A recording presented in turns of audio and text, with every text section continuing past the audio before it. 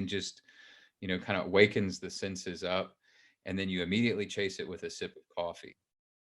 And so it was a coffee tasting unlike anything that I've ever experienced before in that sense. And that, sitting down at that level, and like you said, fellowship, it's like for us, like, tell us your story. How did you get involved? Like, we want to understand and know, like, how long have you been producing coffee? And these guys, like I was saying, were poppy growers. And he said, well, yeah, about 15 years ago, the government strongly encouraged that we switch our production to coffee. And Strongly encouraged. um, and so we did. And here we are 15 years later. And so it is just kind of getting to know and sitting down and kind of that coffee service. And a similar experience in Bolivia, not quite as dramatic, but again, there were several of us, myself and another American, and then our missionary friend, and then president of the Santa Cruz Coffee Growers Association, and a couple of producers. And so it was this idea of like, we're going to take you to our favorite haunt. And it was like this beautiful in Buena Vista, Bolivia, beautiful kind of, as you would imagine, the day was like kind of rainforesty, misty, dewy, wet, but not like overly humid because we're up in elevation at this point. And so we're going to like their favorite coffee shop, and same thing, kind of someone's ordering for the whole table at this point, bring out the best coffee, and served with that were these like amazing cheese empanadas that are like the size of an elephant ear, like you would get at the fair, just like huge, like perfectly golden fried. And so it's like cup of coffee, sweet cheese empanada, and kind of the same thing. And so then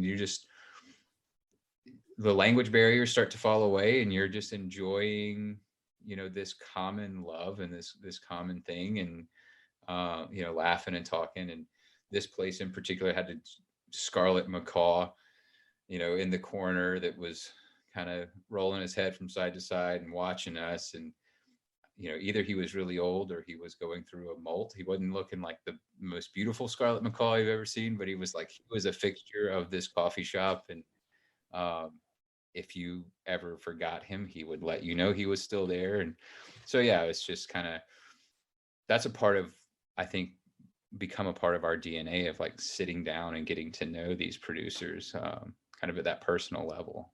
That's definitely what fellowship means to me anyway.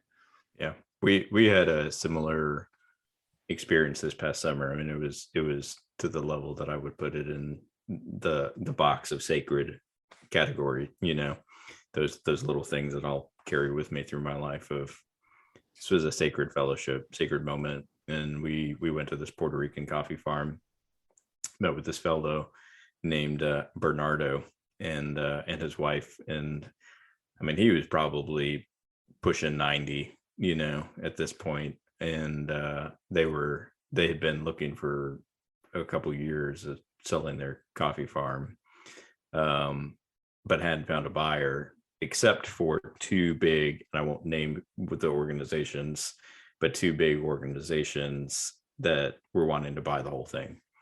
And I mean, like you, they pulled out the whole stops. I mean, we walked through the whole farm. It wasn't a giant farm, but it was several acres worth. And so we walked through this whole farm and got to touch the trees and, feel the coffee beans, and just beautiful life that was out there, birds and insects, and, little kind of just little lives that you don't really see in your typical neighborhood or, in our society. It's just beautiful. And we went back and they actually fired up their roaster and just wanted to do it just to invite people into the experience, and then came out and did this weird, strange little milk frothing exercise. We froth through a espresso machine, or a little wire whisk or something like that. But they had this like spoon ladle way of frothing.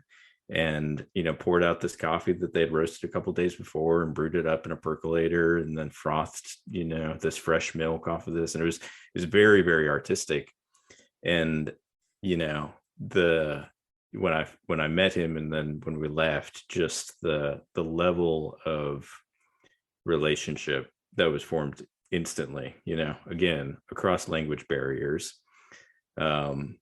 He just had this joyful smile on his face. And somebody mentioned, hey, Brandy's interested in potentially buying from you guys or buying the farm. We were actually talking with a group of people about potentially going in and kind of doing that, and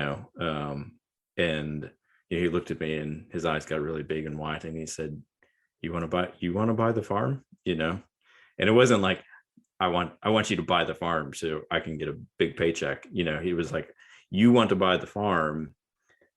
That would make me so happy, because their alternative is that these two big companies do, and it's just like, if that were to happen, if the bigger companies bought the farm, you lose, it becomes a commercial space. It becomes a manufacturing space. They come in with big machinery and there's no lady that's, ladling frothing milk, and it becomes a very commercial thing. And somebody said it's a buy it up, use it up, close it up model.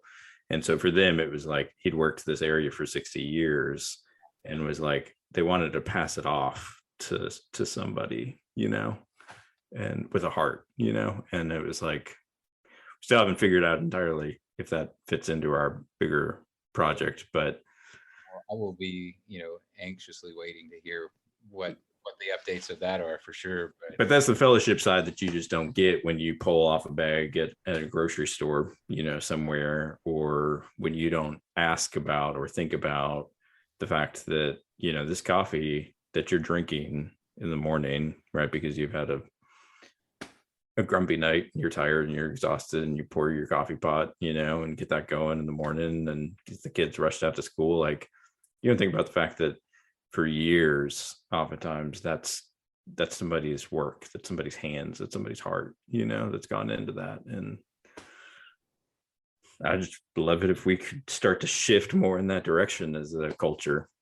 Absolutely. And like, I mean, you sharing that whole story, it's like preserving some of those lost arts. And it's, I think we probably each have a couple in our back pocket, stories like that, of these different experiences that have happened. And you've shared with me another one that happened when you were in Italy, and which is another beautiful kind of one of those stories. But it is like all these small places around the world. And if you're just going to go grab a bag of coffee off the shelf at a supermarket, I mean, that's fine, but you do miss out. And somebody still did work for that, so. And don't be naive. There is still an incredibly unique story behind that we may never know. But what we're trying to do, and you guys are trying to do, is sort of bridge this gap of, let's tell those stories more. Let's let that be something that inspires the next generation of coffee drinkers in the United States and the Western world, like, because they're incredibly inspiring and beautiful, and let's kind of keep these things from becoming lost arts, like figure out how to do the milk frothing, without a frother and that kind of stuff, and carry that on. I think is an awesome thing. Yeah. Hey, before we go, what does cisterna mean? Okay, so cisterna comes from cistern, or well. So the idea being that we wanted to start Cisterna to be kind of these like deep wells of funding, support, that kind of thing for international missions. So the idea of like a cistern being a place, a repository of life within a desert. And so, a cup of coffee is like that for many of us every morning. But then kind of bigger picture, Cisterna being the idea that, we can kind of be these deep wells to help support international missions work. Nice. Nice. And they can go to, what's the website to pick up a bag, maybe? coffeeco.com. And yes, we're live, and I'll shoot you a text with that too if you want to post it in the podcast notes. But yeah, cisternacoffeeco.com. Okay. And yeah, we're just getting launched and ready to go. Cool. Awesome. Matt, thank you so much for your time. And I'm sure we'll be doing this again on your podcast or our podcast, or, I think you'll probably be one of the frequent visitors to this one here. So absolutely, anytime. It's a pleasure. And I got people up there near you that are plotting to get me back to Wilmore as soon as possible, and so I got to bring my new partner up as well. So hopefully I'll see you in person. Cool. Maybe we'll do a live one when you get up here. Sounds good. All right, Matt. Thanks, man. Have a great day. You too, man. Thank you for joining us on the Thinklings podcast by Drinklings Coffee and Mugs. If you enjoyed the show, please make sure to hit subscribe, share with a friend, or head over to drinklings.coffee, where you can give us your feedback and support what we do by buying a bag of our award-winning Oxford blend, one of our other coffees, or one of our mugs. Thanks.